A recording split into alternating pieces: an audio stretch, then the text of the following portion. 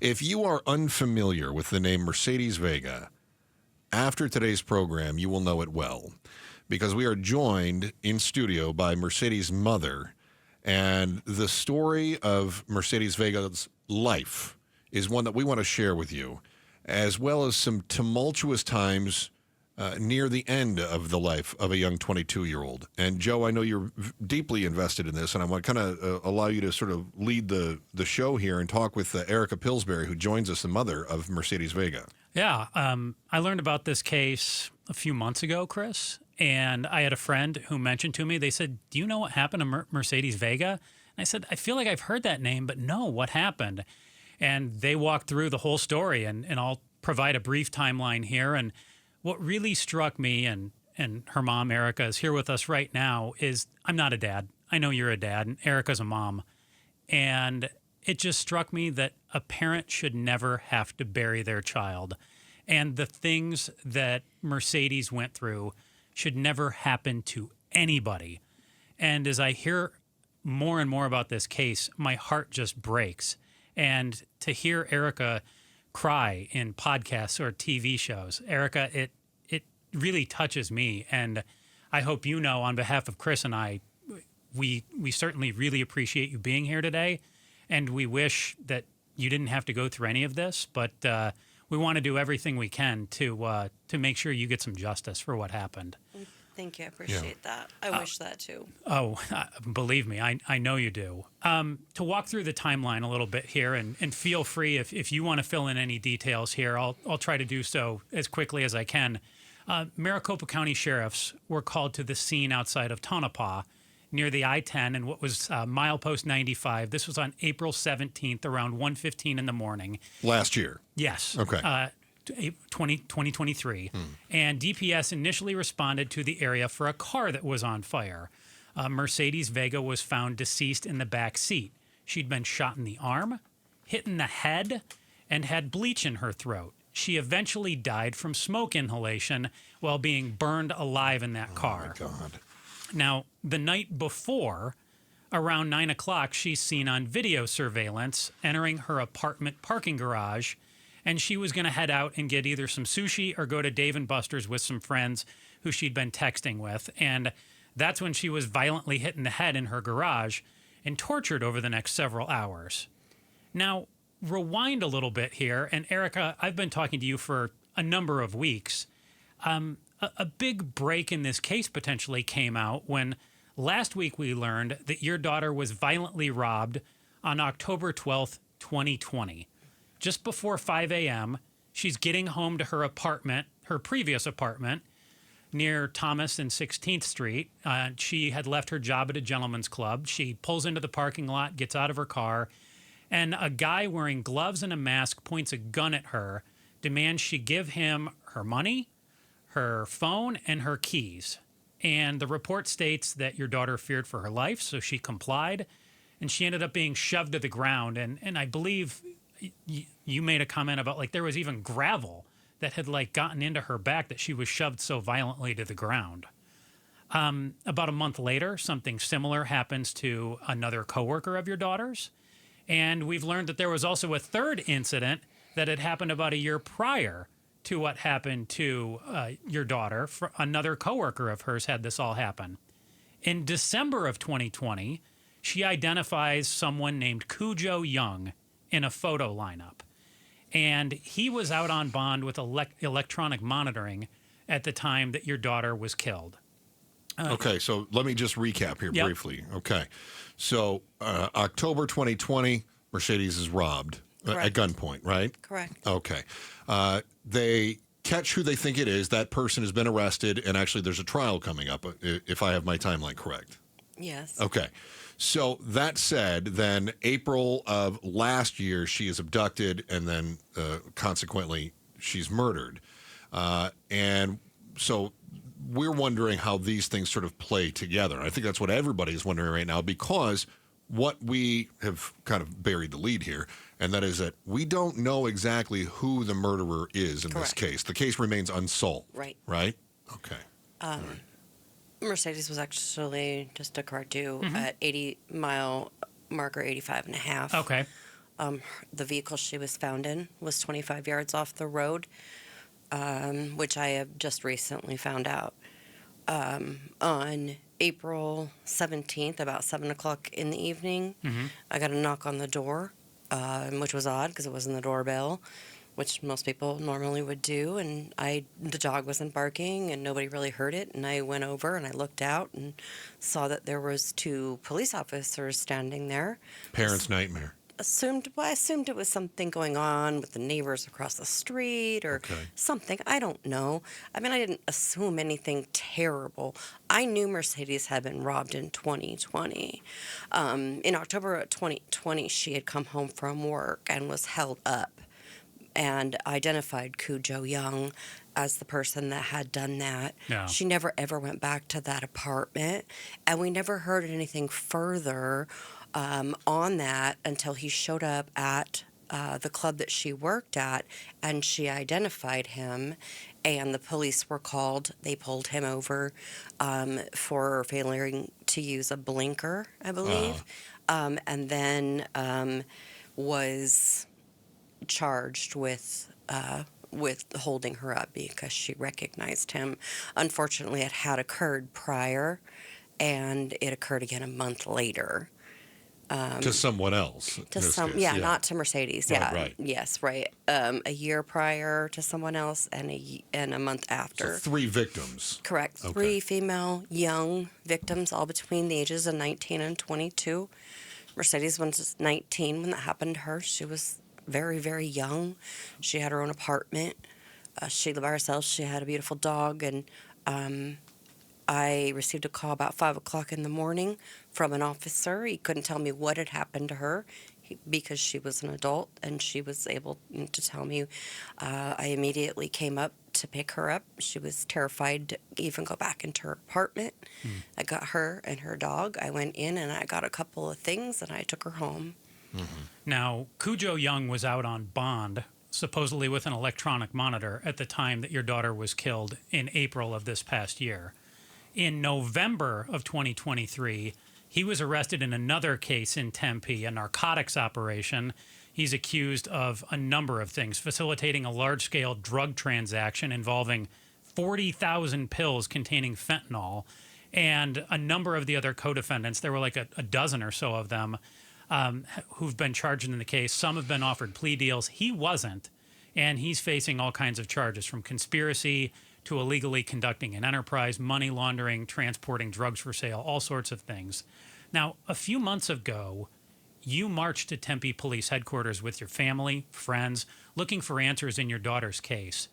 Do you feel like police are keeping you properly informed now and actively investigating your daughter's case? I haven't heard a single word from an investigator in over a month. Wow. Do I hope they are? Yes. I hope so badly that they're just too busy solving my daughter's case that they don't have time to call me. I've asked, can you just send me a text, an email, something? I received one. It's been over a month since we've heard anything from investigators. Unfortunately, a lot of the things that we've learned about Mercedes and her death have been on the internet and by other people. We found out that she was burned, not by the police, but on the internet. Should mention really quickly, too, and correct me if I have any of this wrong, you got a phone call shortly after she was burned from Tempe Police asking you to come get your car. It was registered in your name. And you're like, what the heck is going on here? And you put 2 and 2 together and realize that was my daughter's car. She wasn't burned in her car. And they tell you to come and get it, and you say, great, where is it? And they wouldn't tell you where the car was. After they realized it was part of a homicide investigation, they refused to tell me where the vehicle was. Yeah. Oh, my gosh. In studio with us is Erica Pillsbury. She's the mother of Mercedes Vega, who Erica just pointed out to us off the air here. It's exactly 15 months ago today that we lost Erica. She was abducted from... Mercedes' daughter. I'm sorry, Erica. Erica's daughter. Erica's daughter. She was abducted, and then subsequently she was found in a burning vehicle with a number of other indicators that there was torture that had gone on at the time. So we asked the question, as we do every day. We ask, what's the why? Why haven't the police said more about this case or even turned to the public for help? And I think that's probably one of the questions you're wondering as well. Do you have thoughts? It's our biggest question. We don't understand. I mean, there's so many cameras everywhere. There's so many places and ways that you can find and see. She lived right next to the Metro Rail. Yeah. So after, when the police came to our house and asked us 3 or 4 questions, they never took our DNA. They said, did Mercedes own a gun? Was she right or left-handed? Did she have any reason to be near Tonopah, Arizona? And what's her address? And that was it. That was it. So those questions, if I may, because I can't imagine being in your shoes. I can't. I've got 3 kids myself. They're all in their 20s, and I can't even imagine having to go through what you have. And I just wonder, if that's all I got, how much time would I spend reading into each one of those questions? Surely you must have been doing the same thing. Of Why do they course. need to know if she's right or left-handed? Why do they need to know if she had a gun, right? I mean, all of these questions, have you been able to find any answers to why they asked those questions? Well, the first thing we found out after they had left, and of course we're in complete shock, and her siblings are coming to the house, and my husband looked up online Tonopah, Arizona, and it said on the internet, a body of a female found burned in the back of a vehicle. That's how we found out that she was burned. Yeah, they didn't even tell you. They didn't tell us. Yeah. They didn't. And that was MCSO who was investigating that, despite the fact that Correct. her apartment complex was in Tempe, and there's surveillance footage of her Yes. entering that apartment garage, Which getting we ready to also leave. saw for the first time on the internet. Yeah. After that, the next day, I believe it was the next day, I have a hard time remembering the Okay. exact timeline because I lost my child and it was really difficult but I remember that my sister was like, take a shower, and my daughters were trying to feed me food, and I got a phone call from a number I didn't recognize, and it was the Tempe Police Department saying, ma'am, you need to come move your car. And It was near a restaurant. it was near the Culinary Dropout on Farmer Avenue, or behind the Culinary Dropout. And I said, what are you talking about? I thought it was some sicko trying to just, like if somebody's, I've just Like a seen sick joke. horrible, and I asked them, is this a joke? What are you talking about? Because I did not know that my daughter was not even burned in her own car or found in her own car. I had no idea. Yeah. The car she was burned in was a salvage lot car. Yeah, a 2018 white Chevy Malibu from a salvage lot somewhere, which I now know, but it's just been recently that we've found that out. But this is 2 days after I found out my daughter is dead, that I'm getting a call telling me I need to move my car. I had co-signed for Mercedes vehicle. Sure, so your name's on the title. So my name's on the title. Yeah. They call me, ma'am, you're not allowed to park here. I started crying. Of course. And he said, what is going on? And I said, what is this, some sick joke? And he said, oh my gosh, is this part of a homicide? And I said, my daughter was murdered, I thought, in her car. And he hung up the phone. Wow. Oh my gosh. Yeah. We talk about the communication that you've had with the police, or the lack We can thereof. call it that. Okay. How you mentioned that you heard something minimal here about a month ago. About how many times over the course of the last 15 months have you had actual conversations with authorities? How much information have they been able to share with you at all? And percentage-wise, let's just throw this out. How much do you get from other sources, be it media or online, whatever it might be, versus what you're getting through official channels? I would say 8% comes from the actual police department. Oh, my gosh. Maybe 1090. Wow. Unfortunately, after I called the police, after I called the investigators, that had come to the house after hearing that the car was found. He told us that she had been shot and that she had been hit over the head, and that she was in a burning vehicle. They did not tell me she was burned alive, which later we found out she was. They didn't tell me what kind of vehicle she was in, it's just been a tornado of confusion and pain. The other day, one of the TV stations reached out to MCSO, who's investigating your daughter's death, and they said that they were investigating potential links in the robberies and the homicide investigation, and a spokesperson told them, we will not comment on this or any other possible connections at this point. We were told similar when we reached out a week or two ago, before we even knew about the robbery of your daughter, but just asking about an update on this case. What's your sense on why police are being so tight-lipped, or were being so tight-lipped 15 months ago? Did you think, like, hey, maybe they have a really good sense of what's going on here and they're just waiting to dot an I and cross a T, versus what do you think now? Absolutely. That's what we were just trying to let them do their jobs and trust them. It's just what, you expect, that everyone has the best interest of your child, especially your child who has been murdered, and what they're going to do.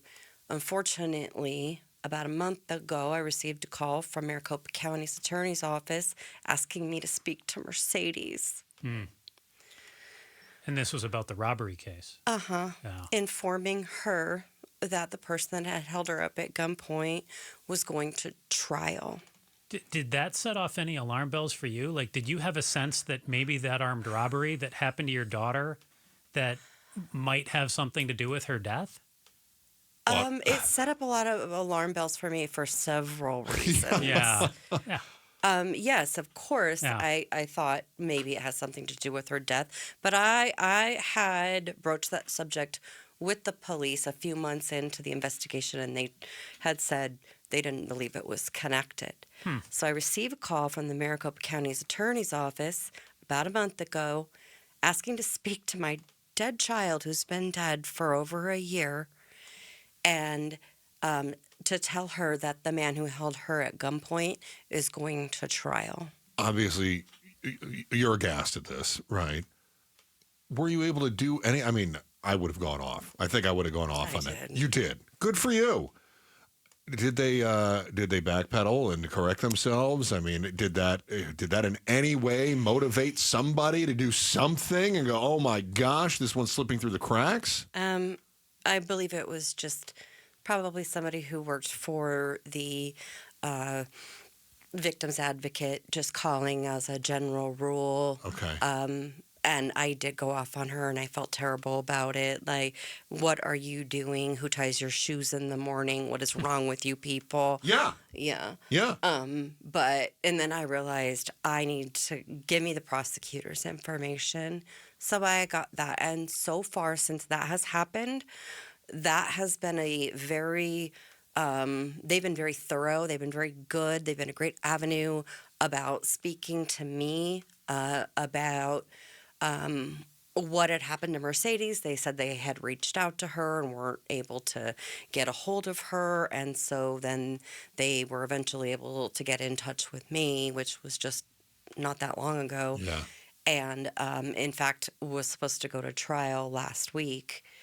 And again, there's an attorney change for the, I believe, 6th time. Wow. Oh, 6th time. Mm-hmm. I know that the guy who's been accused of that robbery has changed. Well, I only knew of two. Twice. Yeah. 6 Well, times. I don't know if all of them have been his decision. Okay. Some of them have been his attorney's decision. Yeah. Let's talk more about that when we come back. Erica is the mother of Mercedes Vega. As we laid out earlier, she was robbed in October of 2020.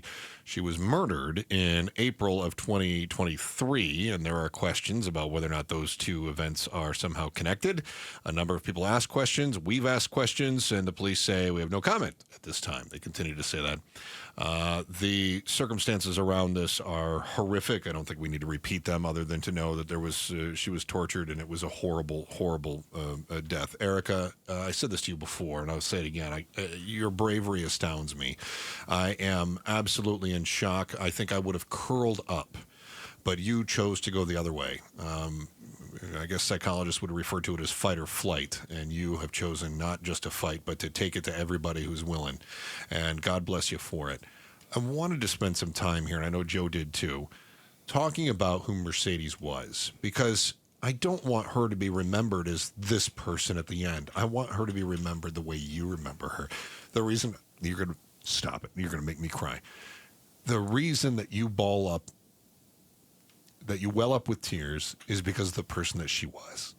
That's who we want to remember. I'll give you a moment here. I know how difficult this is. I miss her so much. I miss her so much. You were telling us a little bit off the air about some of her ambitions. She was training to be a personal trainer, and she had big goals. She wanted to take off and do that with her career. And, what she was doing at the time was just, a way to make some money to set herself up for doing some of those things. Who was your daughter? What do you want people to know about Mercedes? She was so passionate about helping other people.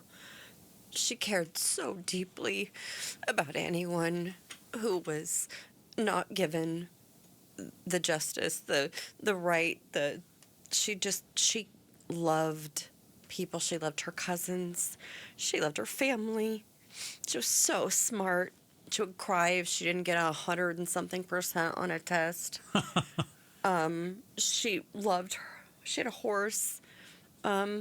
She loved babies. She used to watch the babies in the church all the time, and they gave her special permission when she was younger than everyone else to actually be in the baby room at the church because she could get them to stop crying. The compassion that came from her, and not only from when she was younger, but as she grew up, and the things even that people had said about her in her Celebration of Life book were things like, I want to be you when I grow up. Thank you for teaching me how to be a strong woman, and thank you for showing me that it's okay to be myself. There's one story that I happened to catch in one of the news articles, and I'd love it if you could tell us about this. Her loved ones described her as an incredibly driven, kind, and beautiful individual that you just laid out.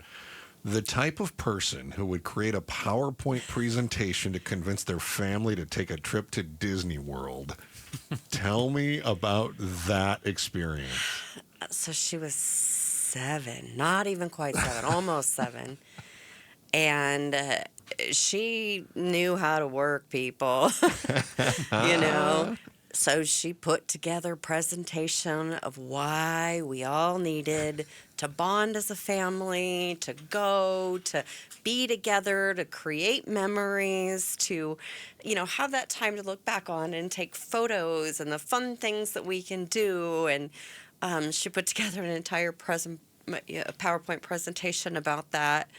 And she was almost 7. And we took her to Disney World. Good for you. She's 6 years old, and she's putting a PowerPoint together to get you to take her to go see Mickey and Minnie. Extremely intelligent. Extremely. Did she just come to you one day and said, I've got something I need to show you? Yep. Is that what she sure did. And she knew how to display it, up on Yeah, she did the same thing when she was 16 and wanted a tattoo. She thought, well, it worked once. Maybe I'll do it again.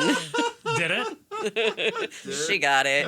She's like, it's a Bible verse, Mom, and it's your handwriting. And I'm like, well, all right. I say no to that, right? Yeah.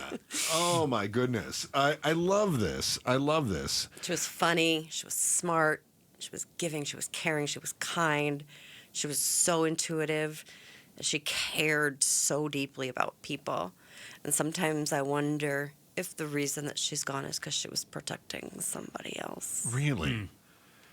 In what way? She was standing up for somebody else and crossed someone, perhaps? Is That she maybe knew something, that she was protecting that person, or somebody was trying to get her to say something about somebody, and she just refused to. She always stood on the side of caring and kindness and right, and she hated watching people get bullied. Sounds like she was pretty loyal too. Very, very loyal. Yeah. Yeah. Yeah. And so she wouldn't have stood up for somebody. I mean, she wouldn't have stood for somebody else being bullied, right? I mean, she was going to Absolutely say, not. get out She of here. never did. Every time she got in trouble at school, she got in trouble in high school a couple of times, and every time the vice principal would call and say, "Who's she protecting?" And he'd say, "Oh, this happened, So-and-so. and they said this to that person, and she stepped in." But she's that person that would step in and wasn't afraid to speak her mind and fight for what she believed in. Her case continues to take twists and turns, and we will ask about one detail that I think you made mention of, and that is that the person who called in 911 and said that there's a car on fire also described that there was somebody standing there. I want to kind of expound on that a little bit here in just a few moments. I'm so glad you shared with us some of those stories, and I just love that she does the PowerPoint presentations. That's so brilliant. And we still don't have an arrest. It's still an open case. What we do know is that 2.5 years prior to her abduction and then murder, she was robbed allegedly by a young man who's been arrested and is supposed to go on trial for her robbery anyway. And his name is Cujo Young. He's going to trial for the armed robbery. That's supposed to come up in October of this year now. There's been 6 lawyer changes in his case. You're going to be at that trial, right? I mean, this is obviously something that you have to be, I mean, as a parent, you'd have to be there for it, right? Yeah. So how much of this, because you really have 2 different cases, but you've got one daughter involved, right? So how much of this can you sort of separate? I mean, when you look at this robbery, you can't look at this as an isolated incident in your mind anyway. Now, maybe the authorities do, but you must be thinking all of the horrible things that happened to her. And do you sort of connect those 2 together emotionally? I feel like I can isolate them in some respect. Okay.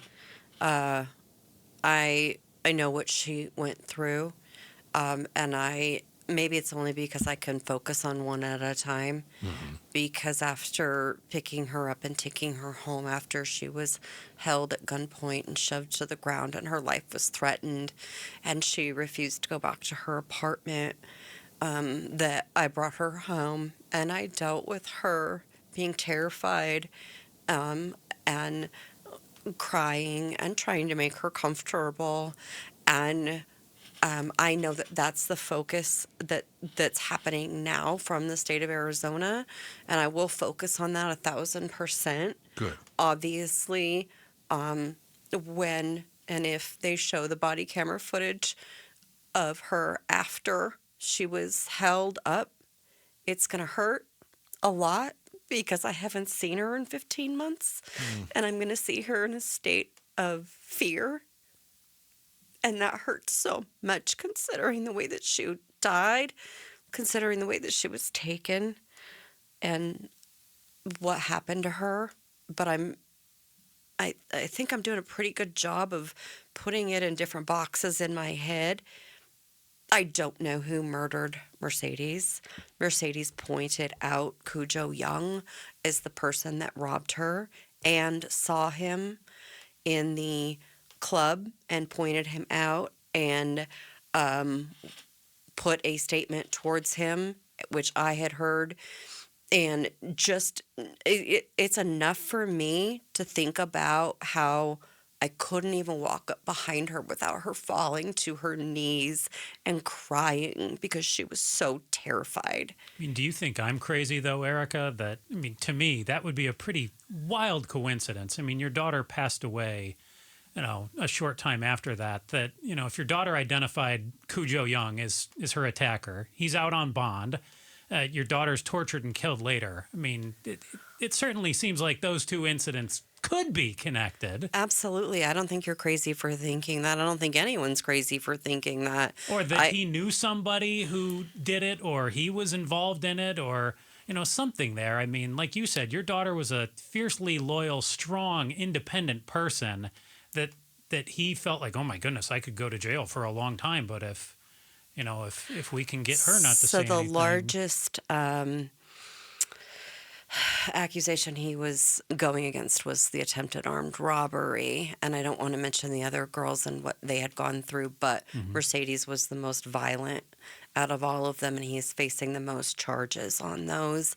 I also know she was supposed to, or there was something supposed to happen in court the day after she was murdered, which I've tried to look back up, but it does make complete sense. But I can't accuse somebody who I don't for sure know that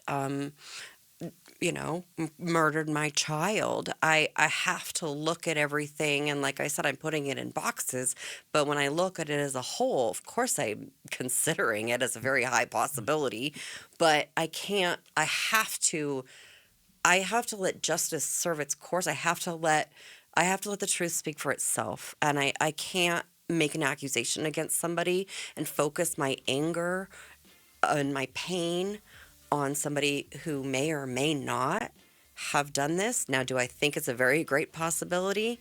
I do.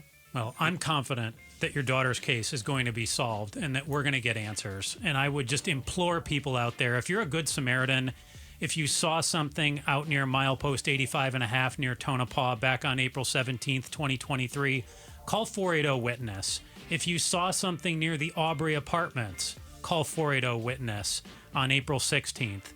If you know something about this armed robbery, 480-WITNESS. Reach out and get a hold of the police. You can remain anonymous, but do call. And even though what you might think may be nothing, reach out to the authorities and pass along the information you have. Erica Pillsbury, mother of Mercedes Vega, bless you. It's been so wonderful talking with you, and I'm so sorry it's under these circumstances. Thanks for watching The Chris and Joe Show. Click to see more from Chris and Joe, and tap the button in the middle to subscribe to KTAR News.